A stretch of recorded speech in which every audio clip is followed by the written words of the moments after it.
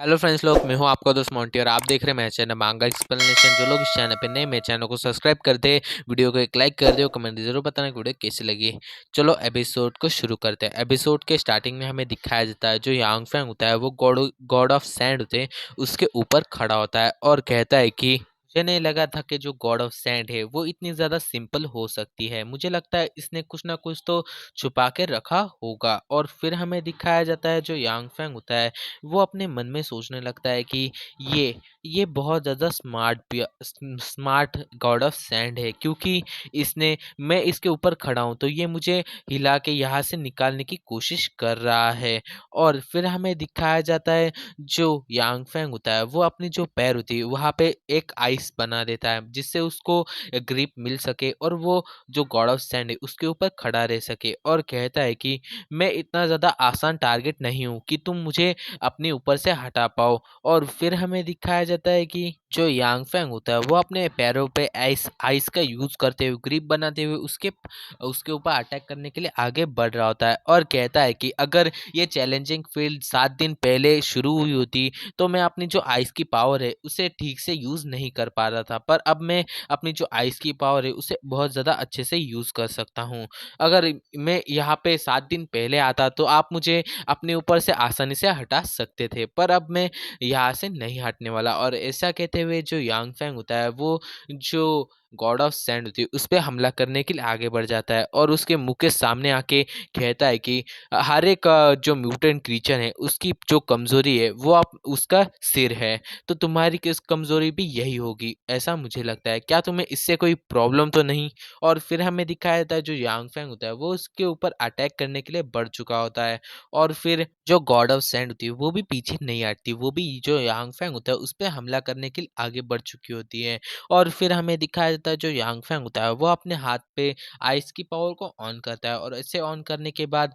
जो आइस जो God of sand होती है उसके मुंह में जो आइस होती है उसे बना देता है, जिसकी वजह से जो गॉड ऑफ सैंड है वो अपना जो मुंह होता है वो खुला का खुला ही रह जाता है। और फिर जो यांग फैंग होता है वो अपने पास से एक चेन निकालता है और उस चेन को जो गॉड ऑफ सैंड होती है उसके मुंह के अंदर लगा देता है और कहने लगता है कि अगर हम लोग किसी भी म्यूटेंट क्रीचर्स को मारने के लिए जाते हैं वो बहुत ज़्यादा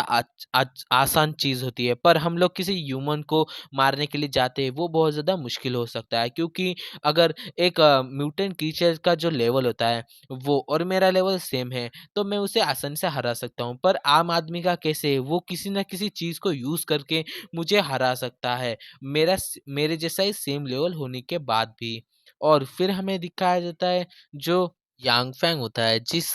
चेन को उसने जो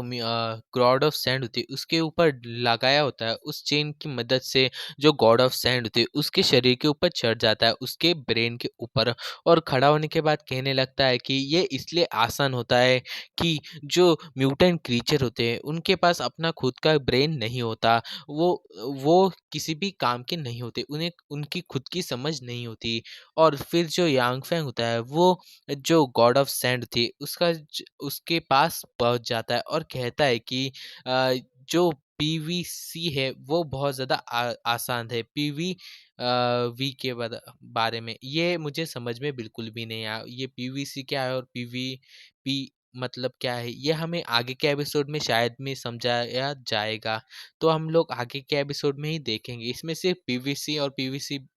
पीवीपी के बारे में बताया गया है। और फिर हमें दिखाया जाता है जो यांग फैंग होता है वो आगे कहता है कि मैंने तुम गॉड ऑफ सैंड तुमसे झूठ बोला था कि जो म्यूटेंट क्रीचर होते हैं उनकी जो कमजोरी है वो उनकी ब्रेन है, पर ऐसा कोई भी बात नहीं है। जो म्यूटेंट क्रीचर होते हैं उनकी कमजोरी होती है उनकी आंखें। और ऐसा कहते हुए जो यांग फैंग होता है वो आइस की तलवार को जो गॉड ऑफ सैंड होती है उसके आँखों में घुसा देता है, जिससे जो गॉड ऑफ सैंड होती है उसकी आँखों में से बहुत ज़्यादा ब्लड निकलने लगता है। और यहीं पे ही जो गॉड ऑफ सैंड होती है उसकी एक आँख खराब हो जाती है। और फिर हमें दिखाया जाता है कि गॉड ऑफ सैंड होती है उसे बहुत ज़्यादा दर्द होने लगता है और वो अपने आप को हिलाने लगती है, जिससे जो यांग फैंग होता है वो नीचे की तरफ उतर रहा होता है और उतरते हुए कहता है कि मेरी अगली हिट में मैं तुम्हारी जो दूसरी आँख है उसे भी निकाल लूँगा और मेरी जीत इससे पक्की ज़रूर से होगी। और फिर जो यांग फैंग होता है वो नीचे उतर ही रहा होता है, तभी जो गॉड ऑफ सैंड थी वो अपने